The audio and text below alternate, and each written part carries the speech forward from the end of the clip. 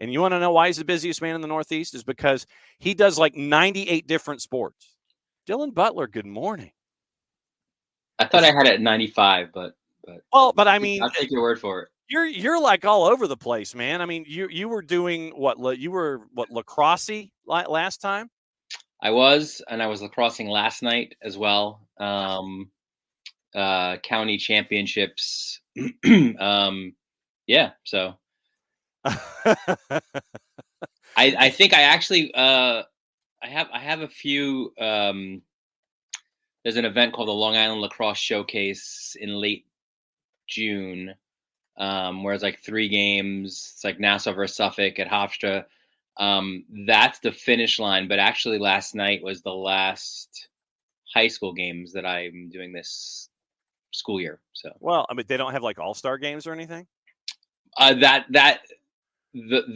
games that I'm doing are more kind of like that. So, like the state championships are like June 9th. We don't have the rights to those. And FHS does. Yeah, I heard of them. But if they continue going along their path, I wonder how long they'll continue to have state rights. Mm-hmm. Yes. What I have talked to folks about when it comes to that particular network is that you literally, as he breaks out, he's got his Eastern Conference. He's got his Eastern Conference Finals mug. He's rocking and rolling with that. What I tell folks when it comes to that particular network is that schools basically have to broadcast every event humanly possible with the kit that they give you as you agree to the advertising plan that they set forth just to break even.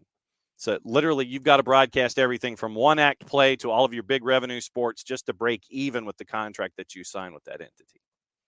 But then, if you're out our way, it's you got us, and obviously I'm biased to the product we put out. I am too with mine down here. Yeah. It's the consumer suffers in that they do because of all of the fees that are attached to that particular network. And while, yes, there is certain value, I think, to getting the year pass from that network, I think it depends on where you are geographically as to what the value is and how much you can watch and what you can get from it. So there are a lot of ins and outs in the discussion with that particular network. And God bless Varsity Media for helping out folks up in the Northeast. So over the last handful of weeks, looking at things from 30,000 feet before we get into the midweek and the weekend that will be, once again, genuflecting to our gods of schedule compression. Who's hot, who's not, who are you worried about, who are you confident about, or are you pretty much just throwing it all up in the air? And if the butcher knife lands in the ceiling and sticks, it stays there. And if it falls back to the floor, then you got to launch it all over again. What's running through your mind from 30,000 feet? Let's see, a couple thoughts, just rapid fire type of, off the top of my head, NYCFC, right? The thought initially was, well, they've got a bunch of home games. They're tough to beat at home. They can get on a roll, and they did, and they've continued that roll now. I think it's 7 wins in their last 8 or 8 in their last 9. Who is this Nick Cushing, and what have you done with Nick Cushing? I'm hoping Supporter Shield is a race. I've been on record to say I don't think Miami are built for that, but not either. Yeah. But listen, if you do NBA type of things and rest guys and they don't go on trips and you still win on the road like they did, and Robert Taylor and does things like he did, I don't know. I might I might be wrong come November. So is Tata Greg Popovich is what you're saying? It seems like it. And honestly, I mean, look, it's those decisions will be made for him, obviously, when Copa America starts and qualifiers and all those kind of things come around. He'll lose 2 of those 3 guys, right? So this was just sort of a way for Miami. I mean, look, he showed his guys or his guys proved to him, right, that we can do it without the big names. And going to BC Place, that's an impressive win for them. There's no doubt. I mean, the Caps, that was an opportunity for them in front of a huge crowd to maybe prove they were an elite Western team. I don't think they are. I think they're like maybe the second tier there. But yeah, Miami, Cincinnati continues to be so impressive, right? Like, just to have the roster turnover that they've had as Shield champions a year ago. And yes, obviously they still got, the best player not named Lionel Messi in MLS and Lucho Acosta. So he continues to do what he does. And yeah, they're right there again as Shield favorites, Shield contenders. That those are in the East, right? Like those are the teams that are certainly impressive. And listen, obviously Columbus, massive game. Ooh. You could argue the biggest. I don't think you have to argue it. It is the biggest in their club's history. Coming up, because a regional championship that you then go on and play in a Club World Cup, that's bigger than MLS Cup, right? So, but they've now also gotten 3 straight road wins, right? So they've picked up the wins while being ready and preparing for Pachuca in the Champions Cup. So that's impressive. Toronto as well. What an off the rails game they played against Cincinnati. Yeah. So much fun. But I think they've also proved that they're going to be in the mix, right? And again, hot takes are what they are. And I'll again raise my hand. I didn't think they were going to be a contender this year. I didn't think that John Herdman's like cheerleader, rah, go get him for the country kind of thing that worked for Canada was going to work for Toronto. But, the early return, not even early at this point, right? 15-game return has been very good. And he's also seemingly getting the best out of players who looked disinterested a year ago. So that's super impressive as well. Staying on the positive side of things, I guess, Salt Lake, what a tremendous story they are as well. Minnesota, didn't expect that without Reynoso. LA and LAFC, I think, are proving again to be those teams that'll be in the mix. Rapids, they concede a lot of goals. They score a lot of goals. They're super entertaining, which you like as well. So, I think that's my long-winded, 9 or so minute answer to say. We got catching up to do, man. Don't worry about the length. Those are the teams, that I think right now heading into this match day 17, have impressed. Have we talked about Jesse Marsh and the Canadian men's national team yet? Just briefly, I felt like it came out of nowhere. Good for Jesse. Was a free agent, obviously. Seriously looking forward to, if he can get those guys going. Let's say U.S. stumbles a little bit in Copa America, how even keeled U.S. soccer Twitter will be. Yes, will be. So, absolutely logical. Yeah, 100%. Are we still underrating Wilfred Nancy as a coach? I don't know. I mean, I have him at the top of the list of MLS coaches. I think I voted for him last year for Coach of the Year. I think I might have voted for him the year before as well. I know he fell short, but yeah, listen, man, the guy, maybe he needs to win Champions Cup to finally get the respect that he deserves. But an incredible job that he's done with them. I saw it. I was impressed with what he did in Montreal. And now, showing it with Columbus as well. And they are on the precipice. So will not be easy. But this whole road for them hasn't been, right. They've done things that other teams haven't done before, winning on the road, winning in Mexico. So what is his saying? The impossible nothing. I can't think of the Nancyism right now. It's not nothing is impossible, but he has a certain expression that he says. But the reality is they believe, right? So that's a more of a Ted Lasso thing, but Hey, I mean, hey, it worked. It worked for them. They after they got relegated to the championship, they came back and almost won the Premier League in year 3 of the Ted Lasso administration. So then, Tom Russo asks, Nancy is gone after this season, surely, right? Meaning going, I guess, to greener pastures, maybe going on the other side of the pond. yeah, he's said. I'm pretty sure that he said on record he would love to test his abilities there. So I don't know if it would be after this year, but I would listen. I think if they win Champions Cup and that brings about a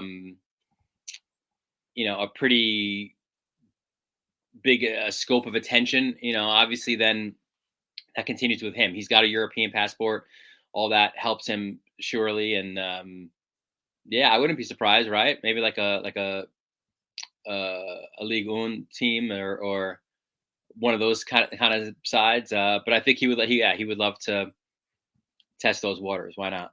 Then Emilio, your fellow New Yorker, is asking, what has Cushing done differently lately to get the turnaround? I don't think he has. I think it's just this group kind of just playing together, right? Like it's a couple things. It's a very, very young team, and I just think I think the team needed time to play with each other, right? All the parts just needed to meld together, and obviously confidence is built when you win a few games, which they did at home.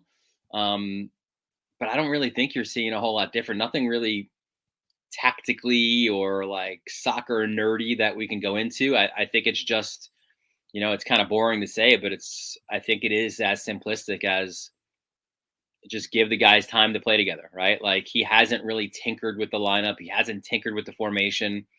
Like, this is how we play. These are the guys we're playing with. We're going to figure it out.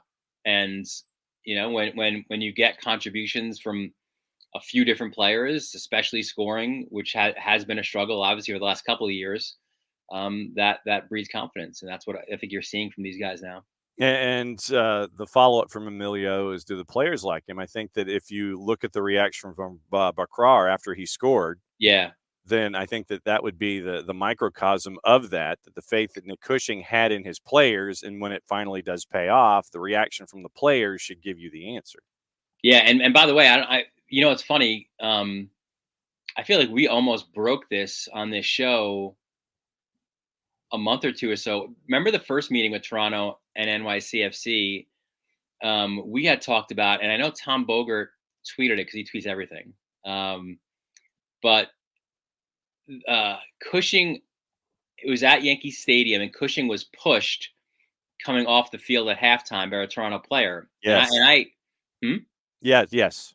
And I had said to you, I was like, how is there not a response here? Right? Like, that this is your coach. Like, show some emotion here as a team. Well, lo and behold, that was shown obviously later in the season in Toronto, and we all know what happened there. So I think that whole thing started there at Yankee Stadium and carried over. But yes, I think you could see in moments like the goal celebration, but also in moments of some anger and maybe some revenge there. You could see it as well. And there's talk in the Twitch pitch. Does Nancy stay if they win? Does he stay through Club World Cup? Does he continue to build his resume that way and prove that he can do it in a Club World Cup situation with an MLS team, or does he go ahead and jump? I guess that's the big question. Yeah, I mean, that's to be determined. Obviously, we're not in his headspace. We're not sure what he's thinking. I don't know if he's meant to be in long-term projects. I just think that's just the way he is, right? Obviously, he started with Montreal and did his thing there, but then just quickly turned to Columbus, and has won there. He's always looking for the next challenge. So yeah. I wouldn't be surprised either way. But I don't think we're going to be saying in in 5 years, like, hey, this is the 8th year of or 7th year of Wilfred Nancy as the crew coach. That's not going to be a reality. So Four Card is asking about the Triple C and wondering why Columbus is such a big dog in the final. And the numbers that I saw, let me see what they are as of this very second. What is Spanish for juice box? Well, we can find that out. Can somebody run Google Translate while I'm chasing after numbers here? So let's see. It would be North and Central America, CONCACAF Champions Cup. Pachuca, well, it's not too bad because the number was a lot larger earlier in the week. Pachuca's a minus 179 to win it in 90 minutes. 90-minute draws a plus 330, and Crew to win it outright's a plus 405. That's not bad. And they've certainly been up against worse, going up against Tigres and having to win there and doing the same against Monterrey. I think this Pachuca number, that's not all that insurmountable, if you want to call it something like that, considering what we've seen from Columbus. But the question was, why are they such a big dog? And I guess because of the specter of Liga MX and all this. Well, it's also Pachuca. They're for a country where we always talk about the elevation. Theirs is significant. Yeah. So there's that factor, but I remember having this conversation with Jesse Marsh when he was a Red Bulls coach, and they were going to play Chivas in the semifinals of the Champions League at the time. Mm-hmm. And he said, honestly, with when you're dealing with altitude, there's two schools of thought. You either get in early, like significantly early, and get acclimated that way, yeah, or you get into town super late. Yeah. There's no in between. Like if you do a regular travel, you're screwed. So it'll be interesting to kind of see. I probably, because of you've got to be on the ground likely for match day -1 press conferences and things like that. And also Columbus doesn't have a league game tonight, obviously, or on the weekend. So Nancy could, if he decides, get in early. Yeah. Get his guys acclimated, which I think would be the right call in this situation. So Tom Russo doing the Lord's work. Caja de Jugo. There you go. So it's, I guess, Cajas de Jugo, to the boxes of juice. So the Cajas de Jugo have a Pachuca to -179. So somewhere in the internets, there are two guys like us, mm-hmm. but in Mexico, having this conversation, talking about the caja. What is it? The caja de. I guess the plurals would be Cajas de Jugo. Yes. The Cajas and they're wondering, what is the caja de Jugo in English? Yes, it's juice boxes. That's exactly how this works. It's the bizarro world conversation, and all we're missing is Tim Kazurinsky with a square head. Then that's your Google reference for today, kids, and possibly a YouTube reference. Emilio sticking on to the NYCFC discussion, which is where I thought he was going when he was asking the questions about Cushing and the players. What do you think about what's going on with Atlanta United? It's as they would say in Mexico, no bueno right now. Yeah. I don't know. Like I'm parachuting in here, obviously from 30,000 feet. It's mind-boggling. There doesn't. I don't know. Like you've heard some who have just wondered about the makeup of the midfield and positionally, and I think it was Sasha Kleshkin on Season Pass who mentioned, and like Dax McCarty can't be an everyday starter in the midfield, but when he's there now, the midfield unit operates a lot tighter than they have been, right? So it's bizarre. It's like early in the year, like, well, they got injuries, and you're like, all right, but now they don't have as many injuries. But it's still in key places though with Gigi and Stian. So literally, no, for sure, the back, yeah. but other teams have managed their injuries and have gotten results. So it's honestly like I don't know. I don't know what's going on with those guys. They should be significantly better than they are. That is certain. So, well, and to your point about Dax, I think that when Dax was brought in, it was the same idea initially with Ozzie Alonso. Yeah. But you're supposed to come in. You're going to be a spot starter. You come in every fifth day. You give me great in the locker room. Yeah, you give me 1 earned run surrendered over 6, and then we can turn it over to the bullpen and finish things out. And I think that that's what you're going to be getting with Bartosz Slisz on an excused absence. He had to travel to Europe, and so I don't think he's going to be back until the Euros are completed.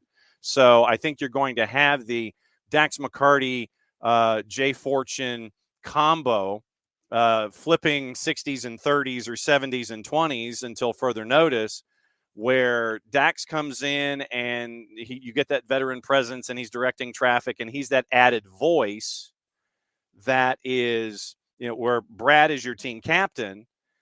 But if you have Dax in there, he's like that second level. He's like when you're playing telephone, he's the first guy that gets what is being said in his ear, and he gets to project it out to everybody else, and he gets to direct traffic and such. And so I think that, especially now with Slisz gone to Europe, my guess is that it's going to be some combination of Dax and Johnny Fortune, and going up against Messi and friends tonight. Yeah. Having Dax there as your 6 to help things out up against the firepower that's there, we'll see what it looks like. But I think having Dax as a part of the equation should help things out defensively. I would agree with that. And I think just for overall positional play, I think he's very good for that as well. Question from Dell was, what is the most let's see. What was the adjective that Dell used? The biggest game tonight. This is what Dell's question is. The biggest game. The biggest game tonight. And I'm guessing that you can take biggest and as the key adjective here, and you can play it however you want, because biggest could mean most important. Biggest could mean the grande matchup. It's like you take your Rangers mug and you get like a double shot of espresso, or you double stack it. You go to Wawa and you double stack the matchup or whatever. You go to Dwayne Reed and maybe get a double shot.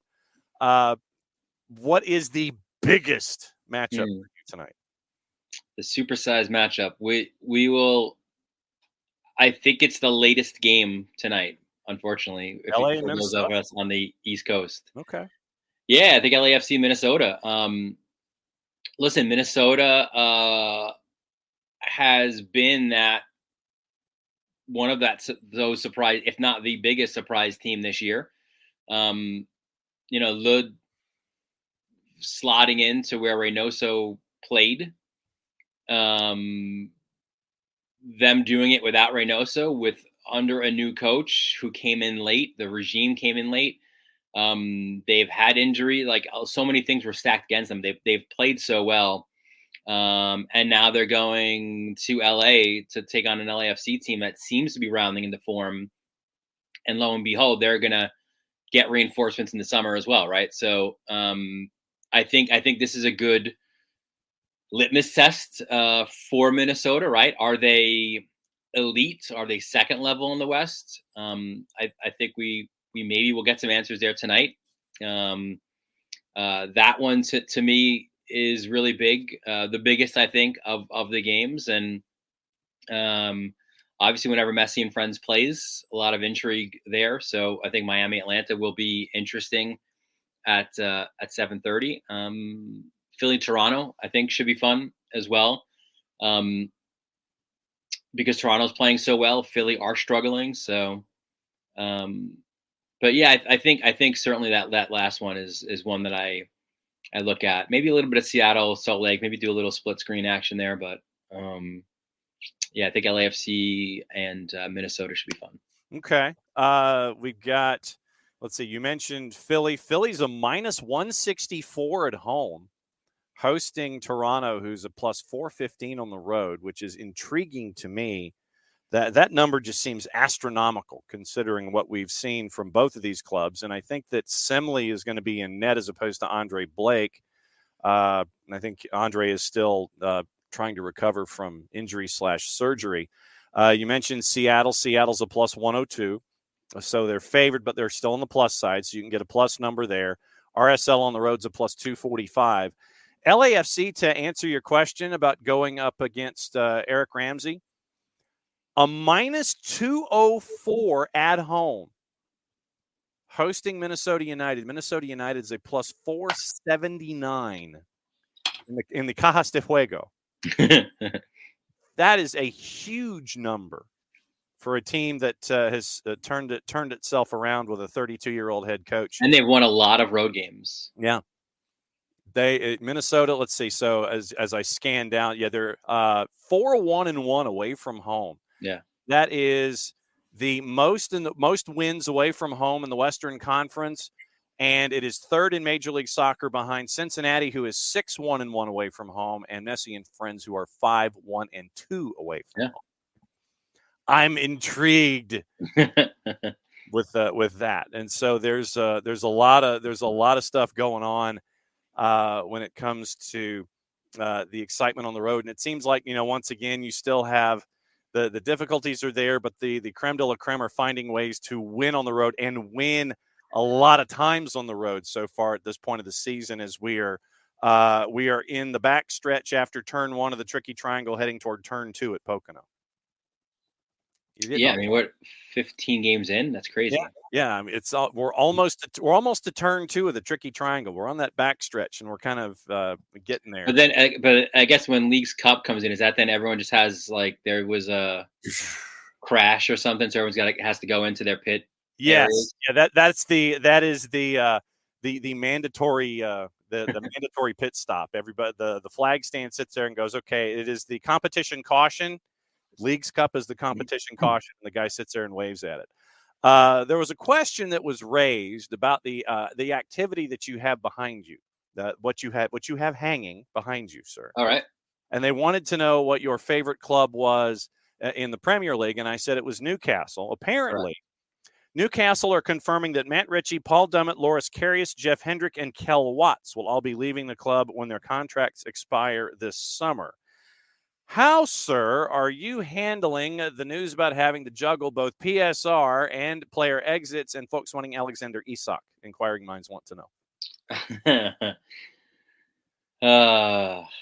Heavy sigh. Here it comes. I feel like we were just and again, I blame Mike Ashley, I think, because if we had this ownership maybe just a year or two earlier, I think we'd be fine. I think we would be contending in the Champions League. We'd be top 4 in the Premier League, like a City and others who have managed this or who have been able to or allowed to manage it, I guess, without repercussions. So, and then Sandro Tonali.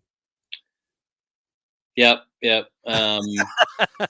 It's listen. It's not champagne problems, obviously.